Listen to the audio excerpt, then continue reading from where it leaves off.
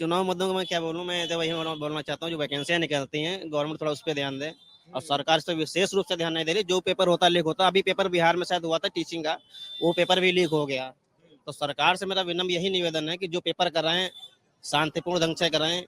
अगर paper leak होता तो किस तरह से लीक हो जाता है, हम लोग का घर में कोई छोटा मोटा कार्यक्रम रखते हैं तो उसके लिए फुल व्यवस्था करते हैं, अच्छी तरीके से निपट जाता है। एक छोटी सी बात अगर ले लेते हैं, शादी का माहौल अगर इस चल रहा है, मान लीजिए शादी अगर घर में किसी की करते हैं बच्चे की, तो फुल व्यवस्था एडवांस में रखते हैं और कोई दिक्कत नहीं होती है। इस तरह से जो पेपर सरकार कराए तो उसको विशेष रूप से ध्यान दें। मैंने तो अभी भविष्य में जितना भी देखा है, ऐसा ही कोई पेपर हुआ कि शांतिपूर्ण ढंग से हो गया हो ना, सभी पेपर लीक हो रहे हैं। क्या नाम भाई? धर्मेंद्र कश्यप। धर्मेंद्र जी ने एक ऐसा मुद्दा छेड़ा जो मुझे लगता है विचारधारा के अनुरूप आपको बड़ा अच्छा लगेगा, लेकिन ये जो बात हो रही थी, और उसके बाद मैं आप पर आता हूँ, मैं वो जो सवाल ले रहा था वो ये था कि ये जो छवि वाली बात है कि एक तरफा चुनाव है, कोई मुद्दा नहीं है, या ठीक है मुद्दे हैं लेकिन वो छवि इतनी बड़ी हो जाएगी कि सारे मुद्दे गौण हो जाएंगे। जमीन पर ऐसा होता है या ऐसा लगता है कि आप? देखिए, जिस हिसाब से मीडिया को बीजेपी का जो मनी पावर कह लीजिए या उनका अपना एक मैनेजमेंट कह लीजिए, जिस तरीके से उनको छाए रहते हैं, जिस हिसाब से मीडिया में विपक्ष के मुद्दों को उठाने नहीं देते हैं, तो आपको जनता को ये लग सकता है कि एक मोदी मय हो गया है।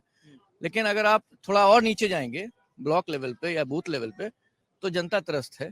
अगर त्रस्त नहीं होती तो इतना सारे किसान काहे दिल्ली में इतना आंदोलन कर रहे होते, पेपर में बच्चे लोग क्यों इतना धरना दे रहे होते। आज नगर पालिका में आप देखिए क्यों धरना हो रहा है। नगर पालिका की चेयरमैन निर्दलीय लड़ी थी, निर्दलीय लड़के जीती, एक विपक्ष का वोट लिया और फिर उनको बीजेपी दबाव में ज्वाइन करा दिया गया। तो आपके आसपास जो बोल रहे हैं उनसे आपको अच्छा भी लग रहा होगा कि हाँ लोग जो कह रहे हैं, और थोड़ा सा लोगों को और सुनता हूँ और फिर मैं उसके बाद इन मुद्दों पर भी आपकी राय लूंगा। जी, आप क्या कहना चाह रहे हैं? सरकार पूरी तरह असफल है, एक भी काम सही से इनका नहीं हो पा रहा है, केवल मीडिया ने इनको आगे रख दिया है। राहुल गांधी भी इतनी बड़ी हम आपसे आकर बात करें और हम ही पर आप दोष दे दो, है ना? हाँ बिल्कुल बिल्कुल, ये सफल है क्योंकि राहुल गांधी जी भी बड़ी बड़ी यात्राएं कर रहे हैं, मीडिया 5 मिनट के लिए बैकअप दे रही, और मोदी जी अगर अंगूछा भी डाल लेते हैं तो न्यूज दिखा देते हैं। ये एक तरफा, ये बदलना पड़ेगा। मुझे कुछ लोगों ने, मैं वापस कह रहा हूँ ना, मुझे कुछ लोग ये भी कहते हैं कि 2014 के पहले मनमोहन सिंह जितनी देर दिखते थे उतनी देर क्या नरेंद्र मोदी दिखते थे क्या?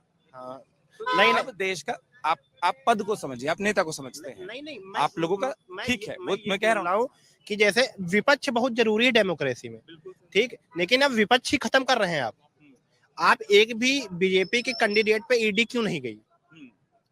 हर जो अच्छा नेता है, अब आप दिल्ली में एक भी सीट नहीं पा रहे हैं तो आप मनीष सिसोदिया और अरविंद केजरीवाल को अंदर कर दे रहे हैं। झारखंड में आप एक भी सीट नहीं पा रहे हैं तो हेमंत सोरेन को अंदर कर दे रहे हैं। आप तेलंगाना में एक भी सीट नहीं पा रहे हैं तो वहां के मुख्यमंत्री, आप जहां सीट पा रहे हैं वहां कुछ नहीं है, अब जहां एक भी सीट नहीं पा रहे हैं वहां के नेताओं को आप अंदर कर रहे हैं। ये तो डिक्टेटरशिप हुआ ना, डेमोक्रेसी कहाँ हुई? मान लें कि यूपी में सारी सीट आ रही है क्योंकि यहाँ के नेता अभी तक अंदर नहीं गए।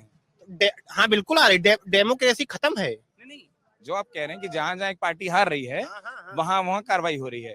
उत्तर प्रदेश में अगर आपकी आंखों के सामने है, उत्तर प्रदेश समझने आया, दिल्ली में समझ लिया, इन्हीं के समीकरण के हिसाब से मैं पूछ रहा हूँ, आपके समीकरण के हिसाब से क्या उत्तर प्रदेश में, क्योंकि उत्तर प्रदेश के नेता तब तक अंदर जाते नहीं दिखे, तो क्या एक ही पार्टी जीत रही है? कि 2014 के बाद विपक्ष है ही नहीं, यूपी में विपक्ष ही नहीं है कुछ। नेता क्यों है? हाँ, और ये कमी क्यों है? कमी क्यों है? क्योंकि आप सामने वाले को लड़ने ही नहीं दे रहे हैं। अब जब लड़ाई जब होगी तो बराबर की होगी ना, आप होगी, आप हाथ बराबर के होंगे। जब आप सामने वालों को पहले ही भगा दे रहे हैं तो लड़ाई कैसे होगी बताइए? उत्तर प्रदेश में विपक्ष के खिलाफ ऐसा क्या हुआ जो आपको लगता है कि उनको कमजोर किया गया? विपक्ष को भी इतना डराया जा रहा है। बसपा खत्म हो गई, बसपा खत्म हो गई, कांग्रेस यूपी में है ही नहीं, सपा थोड़ी बहुत है तो उसकी भी फटी पड़ी है। इतना ईडी का चयन थोड़ा सा आराम से करते हुए, ईडी वीडी सब इतना पीछे पड़ी है।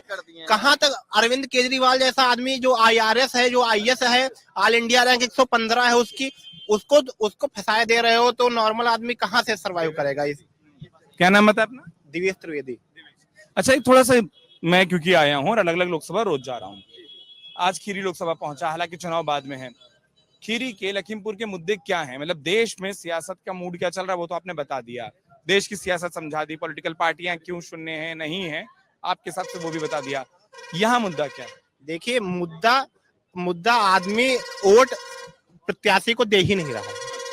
सीधा सा नॉर्मल बात है, आप किसी भी समस्या का समाधान देख लीजिए, किसी भी कोई भी नेता किसी भी गांव में नहीं पहुंच रहा। मैं सैदापुर भाऊ से देवकली में मेरे गांव में मेडिकल कॉलेज बन रहा है, ठीक है, एक भी नेता वहां नहीं पहुंच पाया है। रोड की दुर्दशा आप देख ही रहे हैं, ठीक है। एक भी नेता पर, प्रत्याशी पर वोट पड़ ही नहीं रही है, केवल एक चेहरे पे वोट पड़ रही है बस और कोई वोट दे ही नहीं रहा है।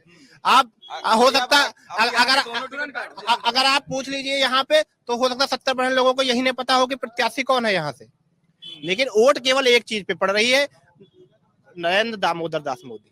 अच्छा, आपको प्रत्याशी पता है? मुझे नहीं पता है। अगर आप ये वीडियो YouTube पर देख रहे हैं तो हमारे चैनल को सब्सक्राइब करें और बेल आइकन को दबाना ना भूलें। अगर आप Facebook पर ये वीडियो देख रहे हैं तो हमारे पेज को लाइक करें।